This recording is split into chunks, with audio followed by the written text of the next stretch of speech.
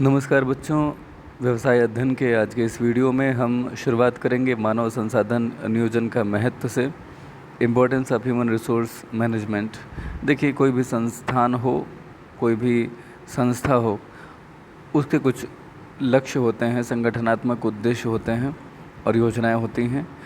उन लक्ष्यों, उन उद्देश्यों और योजनाओं को कर्मचारियों की संख्या और कर्मचारियों का प्रकार जो है उसको इस तरह से व्याख्यायित किया जाए कि संगठन के जो उद्देश्य हैं उनको पाया जा सके। बिना ठीक नियोजन के संगठन के मानव संसाधन की आवश्यकता कितनी है, यानी संगठन को कितने कर्मचारी चाहिए, ये एक कोरी कल्पना होगी, यानी कि सिर्फ और सिर्फ आपका अनुमान होगा और उससे कोई फ़ायदा नहीं होना है। तो फिलहाल हम ये जानें कि मानव संसाधन नियोजन जो है वह किस तरह से, किस तरीके से एक संगठन के मानव संसाधन का प्रबंध करता है। तो इसके अंतर्गत आइए हम जानते हैं पहला बिंदु, मानव कर्मचारियों की आवश्यकता। देखिए, HRP यानी कि ह्यूमन रिसोर्स प्लानिंग ये जान पाता है कि भविष्य में कितने कर्मचारियों की आपको आवश्यकता पड़ने वाली है। HRP की जो स्पष्ट नीति होती है, यानी ह्यूमन रिसोर्स पॉलिसी जो होती है, अगर वो ठीक नहीं, अगर वो स्पष्ट नहीं, एकदम क्लियर नहीं है, तो संगठन में कर्मचारियों की संख्या कभी कभी ज़्यादा हो जाती है और कभी कभी आवश्यकता से कम रह जाती है। तो मानव कर्मचारियों की कितनी आवश्यकता है? जितनी आवश्यकता है आपके संगठन में कर्मचारियों की, उतने ही अगर कर्मचारी होंगे तो आपका संगठन कम प्रयासों में शीघ्रातिशीघ्र अपने उद्देश्यों को प्राप्त कर सकेगा। दूसरा, राष्ट्रीय व अंतर्राष्ट्रीय परिवर्तनों के अनुकूल। आप जानते हैं कि लगातार परिवर्तन होते हैं। इस समय जो इकोनॉमीज़ हैं वो परस्पर निर्भर हैं, इंटरडिपेंडेंट इकोनॉमीज़ हैं, यानी कि कोई भी एक राष्ट्र की अर्थव्यवस्था सिर्फ़ और सिर्फ स्वयं पर निर्भर नहीं है, आत्मनिर्भर नहीं है। हम विभिन्न वस्तुओं का एक्सपोर्ट करते हैं और इंपोर्ट भी करते हैं अलग अलग वस्तुओं का, और इस तरह से अपनी आवश्यकताओं की पूर्ति हम दूसरे देशों के साथ व्यापार करके करते हैं। ऐसे में मैं आपको ये बता दूं कि भारतवर्ष में उदारीकरण हुआ। उदारीकरण आपको पता होगा 1991 की जो जिसे हम बोलेंगे नई आर्थिक नीति आई, न्यू इकोनॉमिक पॉलिसी 1991, उसने LPG मॉडल इंट्रोड्यूस किया। उसमें जो L है इसका मतलब होता है लिबरलाइजेशन, यानी कि उदारीकरण। और उदारीकरण के कारण क्या हुआ कि अंतर्राष्ट्रीय व्यापार जो है वो काफ़ी तेज़ी से बढ़ा। ग्लोबलाइजेशन भी इसी का एक अंग था। तो अल्टीमेटली क्या हुआ कि हर संगठन को अपने लिए प्रबंधकीय योग्यता और विश्वसनीय तकनीकों के आधार पर प्रतियोगिता पाने की ज़रूरत थी। तो इसका परिणाम ये हुआ कि भूमंडलीय बौद्धिक युद्ध, यानी कि ग्लोबल टैलेंट वार एक तरह से शुरू हो गया। इस युद्ध में वही कंपनियां स्थिर रह सकती थी जो एक वैज्ञानिक, औपचारिक और स्पष्ट HRP को अपनाती हैं, यानी कि जिनके पास जो कॉज एंड इफ़ेक्ट रिलेशनशिप और फॉर्मल और एकदम क्लियर कट HRP है। वह ही क्या करेंगे कि जिस तरह के कर्मचारियों की आज के समय में मांग है, उसी के अनुरूप उपलब्धता में सामंजस्य बिठा सकेंगी वही कंपनियां। तो इंटरनेशनल लेवल पे चूँकि बौद्धिक युद्ध शुरू हो चुका है, तो ज़्यादा से ज़्यादा टैलेंटेड कर्मचारियों की आवश्यकता लगातार बढ़ती चली गई। तो राष्ट्रीय और अंतर्राष्ट्रीय परिवर्तनों के अनुकूल भी आप अपने संगठन को कर पाते हैं अगर आपकी HR पॉलिसी अच्छी है। तीसरा पॉइंट है विकासशील बौद्धिकता के लिए आधार प्रस्तुत करना, providing base for developing talents. देखिए, कृत्य माने होता है जॉब। जॉब मतलब कोई टास्क। जो भी जॉब हैं अब वह काफ़ी ज्ञान विन्यास युक्त हो गए हैं, यानी कि अब वहाँ नॉलेज की ज़रूरत पड़ती है। जैसे मानव शक्ति का स्तर काफ़ी ऊंचा हो गया है, यानी कि अब जो मानव शक्ति है, ह्यूमन पावर जो है, अब वो काफ़ी ऊंचे स्तर पे जाके काम करती है अपने नॉलेज का इस्तेमाल करके। कृत्य यानी जॉब, इसमें ज्ञान की अति आवश्यकता के कारण अब किसी विशिष्ट ज्ञान से युक्त कर्मचारी की मांग जो है वो लगातार बढ़ती जा रही है। और ऐसे कर्मचारी एक संगठन से दूसरे संगठन में स्वतंत्रता पूर्वक आते जाते रहते हैं, यानी कि एक जगह से दूसरी जगह ज्वाइन कर लेना, तीसरी जगह ज्वाइन कर लेना। इससे जिस कंपनी ने उस कर्मचारी को अच्छे से ट्रेनिंग दी है, जिसने उसके व्यक्तित्व के विकास में काफ़ी महत्वपूर्ण भूमिका निभाई है, जब वह काम करने लायक होता है तब पता लगे कि वह किसी दूसरे कंपनी में चला गया, इससे बड़ा नुकसान होगा। इसके लिए एचआर पॉलिसी अच्छी होनी चाहिए जो कि अपने कर्मचारियों को मेंटेन कर सके अपने यहाँ, यानी कि बनाए रख सके। तो विकासशील बौद्धिकता के लिए आधार प्रस्तुत करना। विकासशील बौद्धिकता का तात्पर्य यह है कि आप जिन्हें विकसित कर रहे हैं, लगातार प्रशिक्षणों के माध्यम से करने के माध्यम से लोग लगातार कार्य करते करते अनुभवी होते हैं, वह लोग आपके यहाँ स्थिर रह सकें, वह लोग ही अभी विकासशील हैं, बुद्धिमत्ता या बौद्धिकता स्वयं में विकसित कर रहे हैं, तो वो आपके यहाँ रिटेन रह सकेंगे। तभी तो एचआरपी के तौर पे यानी ह्यूमन रिसोर्स पॉलिसी के तौर पे आप अपने जितने टैलेंटेड या नॉलेजेबल जो कर्मचारी हैं उन्हें रोक सकेंगे। तो क्या होगा, विकासशील बौद्धिकता के लिए एक तरह से बेस प्रस्तुत हो पा रहा होगा, जो कि एचआरपी के ज़रिए ही संभव है। एचआरपी का फुल फॉर्म तो आप लोग समझ ही रहे होंगे ना। इसका मतलब होगा आगे जब कभी भी एचआरपी का उपयोग करेंगे तो इसका होगा ह्यूमन रिसोर्स पॉलिसी।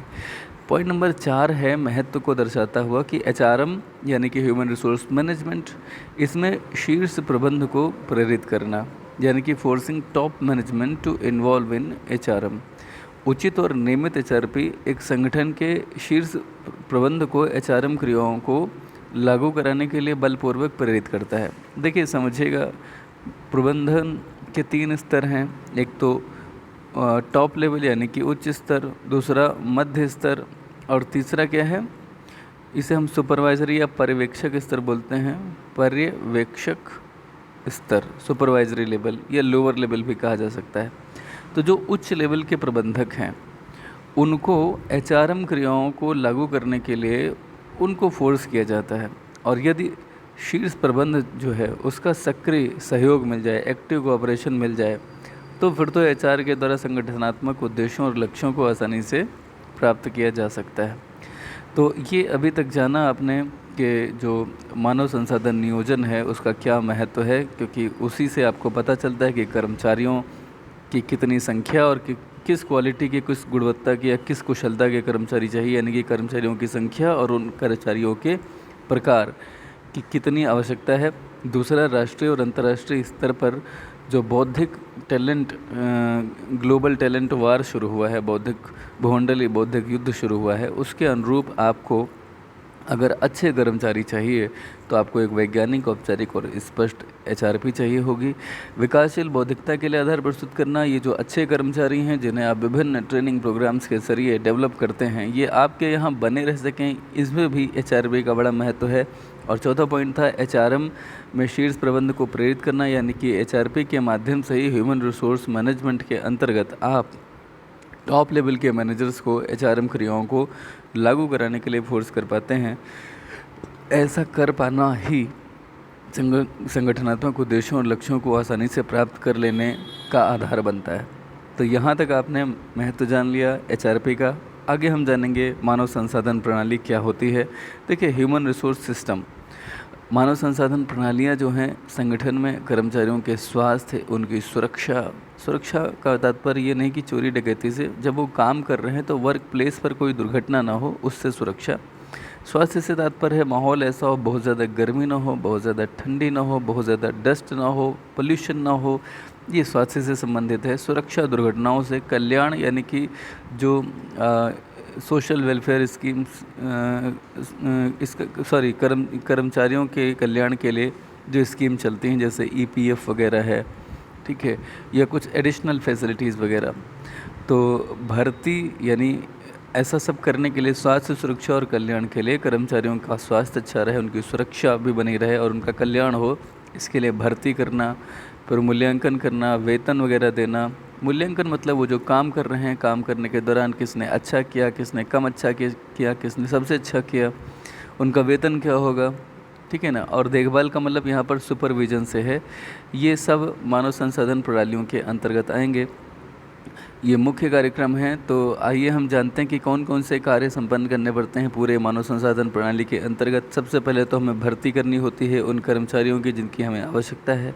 दूसरा, सूचना प्रबंध, यह सुनिश्चित करता है कि सभी नीतियों और प्रथाओं को अच्छी तरह से व्यक्त कर दिया गया है और प्रभावी रूप से कार्यबल को सूचित कर दिया गया है। आपकी जो नीतियाँ हैं और जो आप चाहते हैं कि जो कस्टम्स रहें, जो परंपराएं रहें, आपके यहाँ बनी रहें, आप अपने पूरे वर्क फोर्स को अच्छे से उसे समझा चुके हों, ये दूसरा कार्य होगा। पहले तो आप कर्मचारियों को भर्ती कर लीजिए, फिर आप उन्हें अच्छे से सूचना दे दीजिए आपकी एचआर पॉलिसीज़ की। उसके बाद में उन एचआर पॉलिसीज़ को वो फॉलो कर सकें, इसके लिए उन्हें प्रशिक्षण देना पड़ेगा।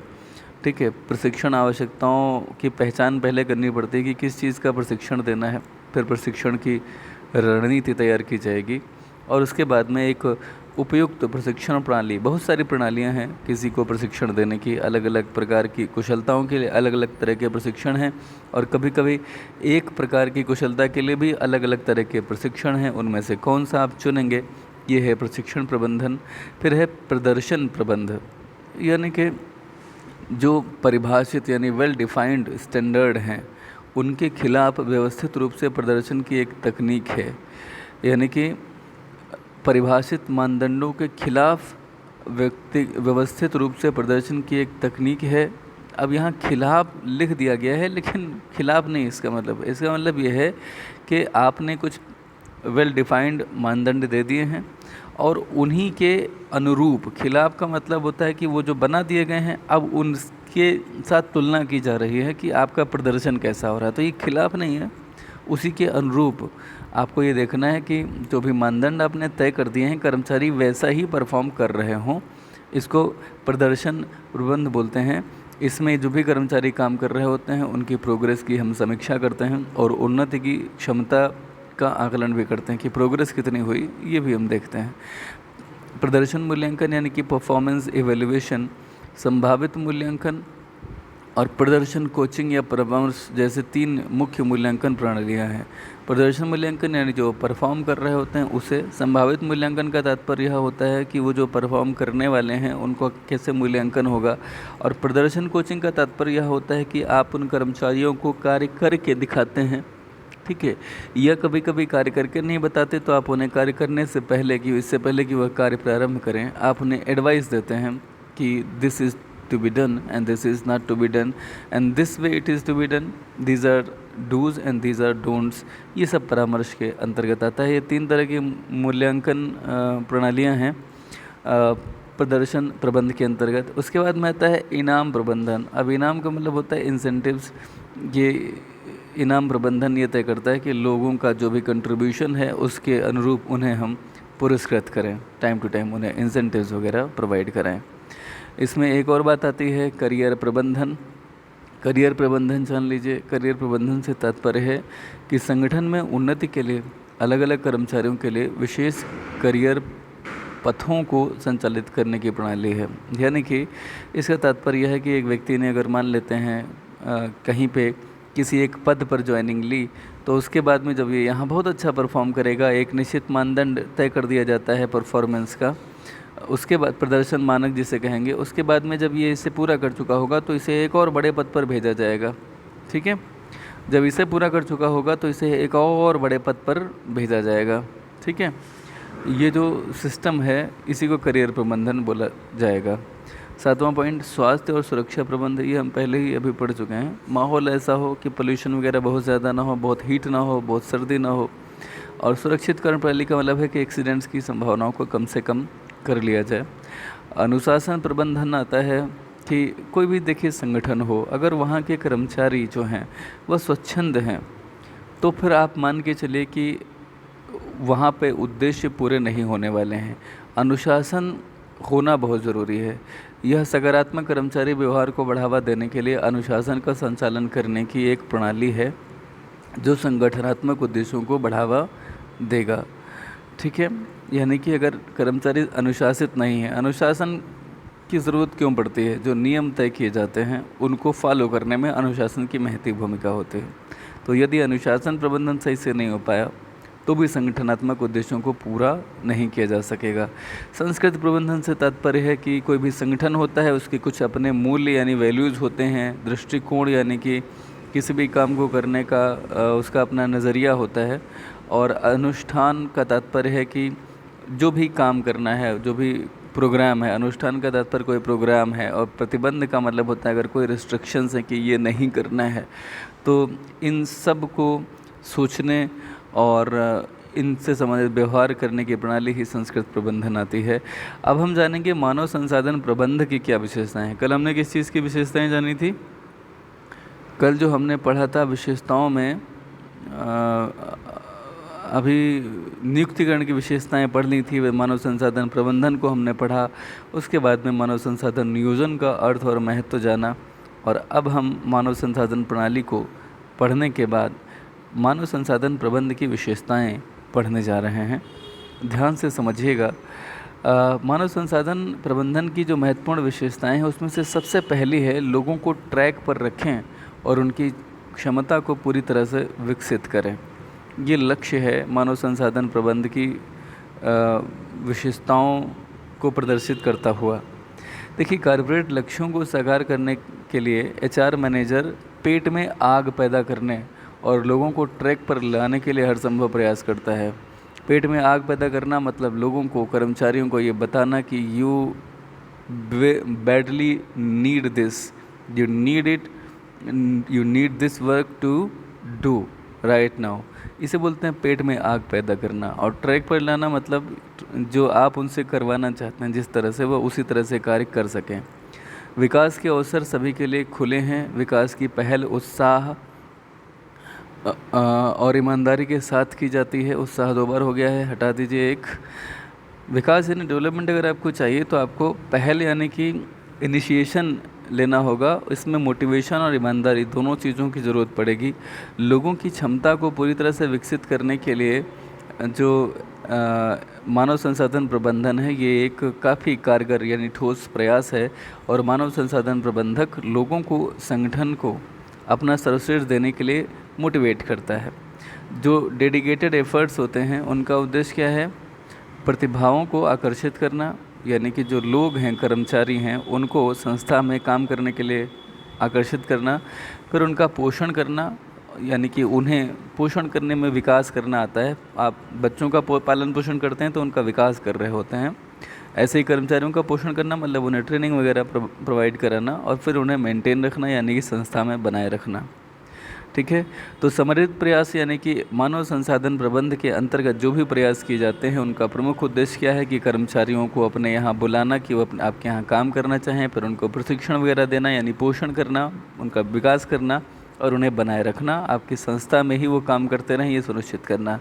आज से एकदम क्लियर है कि इंसेंटिव्स, मोटिवेशन और बेनिफिट्स ये मूर्त और अमूर्त दोनों हो सकते हैं। इंसेंटिव्स टेंजिबल हो सकते हैं यानी कि जो नज़र आ सकते हैं, और अमूर्त ऐसे भी हो सकते हैं जिसमें कहीं पे किसी पार्टी में रिकग्निशन कराना, तालियां बजाना, क्लैपिंग कराना, ये अमूर्त होते हैं।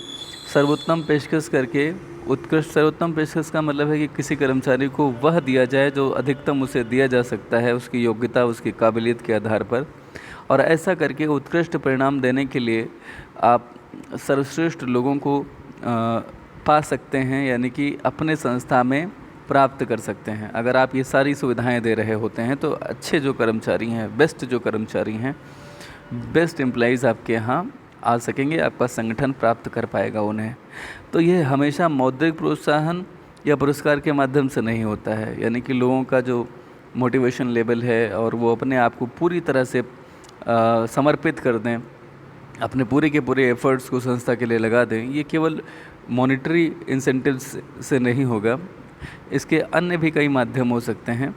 लोगों को प्रेरित करने के लिए आप जो है अन्य प्रकार के पुरस्कार वगैरह दे सकते हैं। प्रयासों को, नौकरियों को समृद्ध करने और लोगों को उत्साह, खिंचाव और चुनौती के साथ नौकरी में डालने के लिए प्रेरित किया जाता है। यानी कि आप जो है, जो लोग एफर्ट्स कर रहे हैं, ठीक है, उनको नौकरियों को समृद्ध करने, लोगों को उत्साह, खिंचाव, यानी नौकरियों यानी जॉब का जो नेचर है उसे इतना बेहतरीन बनाया जाए कि लोग अपने आप उस जॉब को करने की इच्छा रखें और उसमें पूरे उत्साह के साथ काम कर सकें। ठीक है।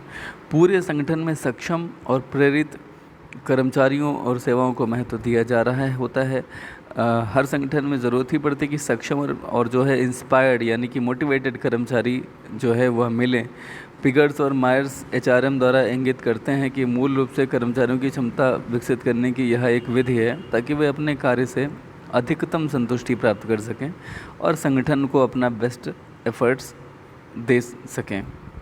तो आपने इसमें क्या पढ़ा? इसमें आपने ये पढ़ा कि लोग जो हैं वो टैलेंटेड लोग, डेडिकेटेड लोग, उत्साहित लोग, आप उन्हें एक्वायर कर सकें, उन्हें ट्रेनिंग दे सकें और इस तरह से आप उन्हें मोटिवेट रख सकें तमाम इंसेंटिव्स के ज़रिए, तमाम मॉनेटरी, नॉन मॉनेटरी बेनिफिट्स के ज़रिए, कि वह अपना बेस्ट एफर्ट्स संस्था के उद्देश्यों को प्राप्त करने के लिए दे सकें। और ये तभी होगा जब लोग वो कर रहे होंगे जो आपने अपने संगठनात्मक उद्देश्यों के लिए तय किया है। दूसरी विशेषता है एचआरएम की प्रतिभा को विकसित करना। आप जानते हैं एचआरएम में आपने क्या सीखा? लोगों को पहले अपॉइंट करना, फिर उन्हें ट्रेनिंग देना, फिर उन्हें मेंटेन रखना।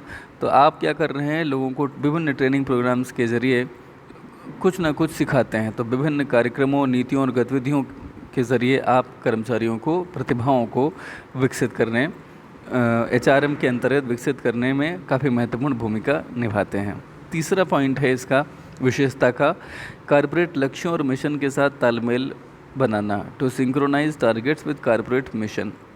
देखिए, एक उपयुक्त कॉर्पोरेट संस्कृति को आकार देने के लिए एचआरएम जो होता है वह समर्पित होता है। कॉर्पोरेट संस्कृति क्या है? देखिए, हर जैसे देश की संस्कृतियाँ होती हैं, ऐसे ही किसी कंपनी की भी कोई ना कोई संस्कृति होती है। संस्कृति का मतलब है उसकी कुछ अपने वैल्यूज़ होंगे, कुछ उसकी पॉलिसीज़ होंगी, नीतियाँ होंगी, तो उसी को कॉर्पोरेट कल्चर बोला जाता है। इसमें उन प्रोग्राम्स को रखा जाता है जो उद्यम के मुख्य मूल्यों को प्रतिबंधित यानी कि रिफ्लेक्ट करते हैं और उन्हीं का वह समर्थन करते हैं और इस तरह से संस्था की सफलता को सुनिश्चित करते हैं। तो ऐसे कॉर्पोरेट लक्ष्यों और मिशन के साथ तालमेल बनाए रखने का भी कार्य एचआरएम का होता है। सक्रियता, अवेयरनेस। एचआरएम प्रतिक्रियाशील होने के बजाय सक्रिय है, यानी कि कोई कुछ करे तभी ये प्रतिक्रिया स्वरूप कोई बात कहे, ऐसा एचआरएम के साथ नहीं होता। यह हमेशा स्वतः सक्रिय रहता है। क्या किया जाना चाहिए? फिर ऐसा करने के बजाय यह बताया जाना चाहिए कि लोगों की भर्ती करने, भुगतान करने, प्रशिक्षण देने और कर्मचारी संबंधों की समस्याओं से निपटने के लिए क्या किया जाना चाहिए। मतलब इसमें सिर्फ क्या किया जाना चाहिए नहीं, इसमें ठीक ठीक बात तय की जाएगी कि हमें करना क्या है, कैसे लोग भर्ती होंगे, उनका प्रशिक्षण कैसे होगा, विभिन्न समस्याएं जो आएंगी उनसे हम कैसे निपटारा करेंगे, ये इसमें आना चाहिए। प्रतिक्रिया नहीं, पहले से प्लानिंग करिए और एक्ट कीजिए, don't react. This is the policy of, this is the characteristic of HRM. पाँचवा पॉइंट है विशेषता का कि मानव तत्व के गुणात्मक सुधार पर ध्यान देना।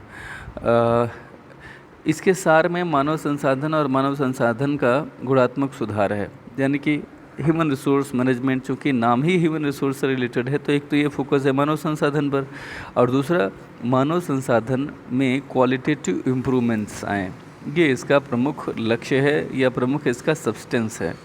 देखिए, किसी भी संगठन की अगर हम बात करें, सबसे मूल्यवान संपत्ति कौन है?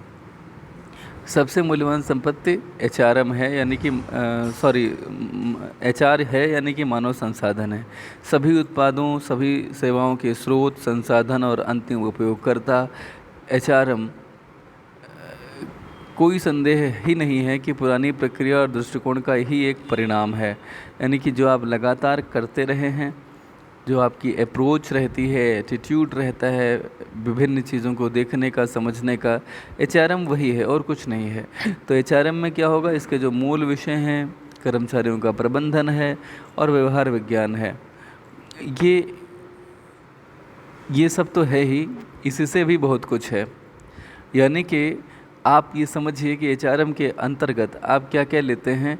एचआर के अंतर्गत आप मानव संसाधन का गुणात्मक सुधार रखते हैं, साथ ही साथ आप मानव संसाधन का जो गुणात्मक सुधार है इसे किसी भी संगठन की सबसे मूल्यवान संपत्ति मानते हैं। सभी उत्पादों और सेवाओं के स्रोत, संसाधन और अंतिम उपयोगकर्ता एचआरएम, कोई संदेह नहीं है कि पुरानी प्रक्रिया और दृष्टिकोण का ही एक परिणाम है। यानी कि एचआरएम अभी क्या है कि एचआरएम जो एक आपको अलग से एक टेक्निक के तौर पे नज़र आती है, ये दरअसल बहुत पुरानी प्रक्रिया है जो बहुत पहले से उपयोग में आती रही है किसी संस्था के द्वारा, और वहीं से ये धीरे धीरे उस संस्था को उसके जो मानव संसाधन हैं उनके गुणात्मक इम्प्रूवमेंट की तरफ ले जाती है। तो दरअसल कर्मचारियों को उनकी वर्तमान और साथ ही साथ भविष्य की अपेक्षित भूमिकाओं को निभाने के लिए, उनकी क्षमता और क्षमता में सुधार करने के लिए, लगातार कर्मचारियों को सक्षम करने के लिए ये एक वैज्ञानिक प्रक्रिया है जो वर्तमान में और भविष्य की जो भी भूमिकाएं हैं कर्मचारियों की, उसके लिए जो क्षमता उनकी है और उसमें जो सुधार होने चाहिए, इसको डील करने की एक वैज्ञानिक प्रोसेस है ताकि संगठन के लक्ष्यों को पूरी तरह से आप पा सकें, साथ ही साथ कर्मचारियों की ज़रूरतों को भी पूरा कर सकें। बहुविषयक और व्यापक दृष्टिकोण ये एक ऐसा विषय है जो काफ़ी गहन है, काफ़ी व्यापक है। ये बेसिकली क्या है, ये डायनेमिक है, इसमें बहुत सारे विषय हैं एक साथ जिन्हें आपको डील करना पड़ता है। जैसे कर्मचारियों का एक तो मॉरल अच्छा रहे, उनका ट्रेनिंग होती रहे, उनकी अगर कोई समस्याएं हैं तो उनको आप डील करें। तो इस तरह आप देखिए कई सारे विषय हैं यहाँ पे जिन्हें आपको डील करना होगा।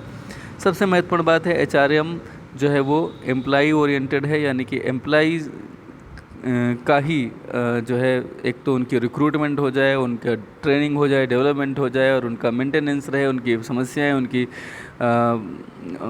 जो भी प्रॉब्लम्स हैं आप उन्हें डील करते हैं, तो आप कर्मचारियों के प्रति उन्मुख होते हैं HRM में।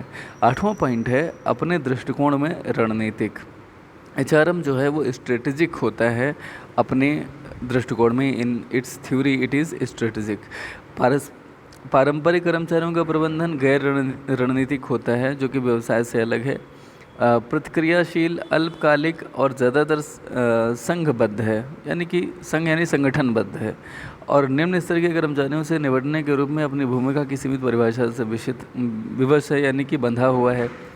किससे बंधा हुआ है? देखिए इस चीज़ को फिर से समझिएगा कि अपने दृष्टिकोण में ये रणनीतिक है, यानी कि पारंपरिक कर्मियों का जो प्रबंधन है वो कैसा है, नॉन स्ट्रेटेजिक है, जो व्यवसाय से अलग है, प्रतिक्रियाशील, अल्पकालिक और ज़्यादातर संघबद्ध और निम्न स्तर के कर्मचारियों से निपटने के रूप में यह अपनी भूमिका को सीमित कर देता है। कौन? पारंपरिक कर्मचारियों का प्रबंधन जो होता है। लेकिन यदि कार्मिक प्रबंधन प्रश्नात्मक है तो मानव संशोधन प्रबंध निवारक है। कार्मिक प्रबंध क्या है? कार्मिक प्रबंध का मतलब होता है कि एम्प्लॉई मैनेजमेंट, ठीक है, ये क्या है, प्रश्नात्मक है, ये समस्या लेके आता है, ठीक। लेकिन मानव संशोधन प्रबंध क्या है? मानव संशोधन हो गया, मानव संसाधन प्रबंध क्या है? ये निवारक है, यानी कि ये सॉल्यूशन का पार्ट है। एम्प्लॉई मैनेजमेंट क्या करता है? वो प्रॉब्लमेटिक है, वो प्रॉब्लम पर फोकस करता है, और ह्यूमन रिसोर्स मैनेजमेंट क्या करता है? वो सॉल्यूशन पर फोकस करता है। तो HRM की प्रमुख विशेषता इसकी क्या है? इसकी रणनीतिक भूमिका है, जो कि पहले परंपरागत कर्मचारी प्रबंधन में मिसिंग हुआ करता था। प्रकृति में एकीकृत, यूनिफाइड नेचर, ये अंतिम विशेषता, इसको ध्यान से समझ लीजिएगा। मानव संसाधन अनिवार्य रूप से उन अपेक्षाओं पर जोर देता है और शामिल करता है जो पारंपरिक कार्मिक प्रबंधन के माध्यम से पूरी नहीं हो रही हैं।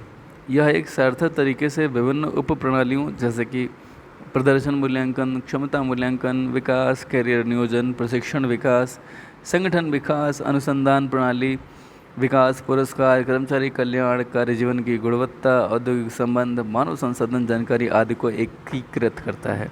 कहने का तात्पर्य यह है कि जो मानव संसाधन प्रबंध है, इसमें विभिन्न प्रकार के जो कार्य होते हैं उन सभी को इंटीग्रेट करना, ये इसकी विशेषता है। किन किन चीज़ों को इंटीग्रेट करना होगा?